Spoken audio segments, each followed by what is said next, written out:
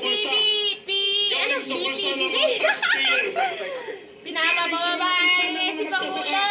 La, padami na sila nagpadami. Lagot ka, Mga taxi Presidente. driver, mga jeepney driver, mga ordinaryong Pilipino.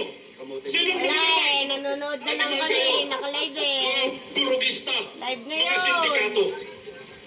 Dapat ho, di ba ho, ang ibang tanggol nila ay yung mga biktima ng mga durugista at mga kriminal sa ating bansa.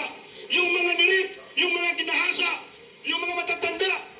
Nakong, grabe nila pastangan ng mga buhaya at mga sindikato sa ating Hindi bansa nila ng kriminal. iniintindi Bakit yung ho? mga ano, Ganito na ang bansa mga natin napatay ngayon. dahil sa mga Pagkatapos ng adik na yan. Ang Duterte, iniintindi nila yung Iba na mga ho, yung nakaupo sa Malacanang. pumatay lang. Sila na po ngayon Mga ang mga adik lang, malaga iniintindi sa nila mga kriminal. pinagtatanggol.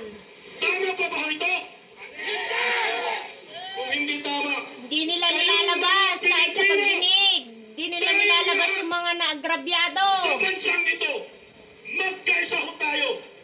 Yes. Tulungan niyo po kaming mga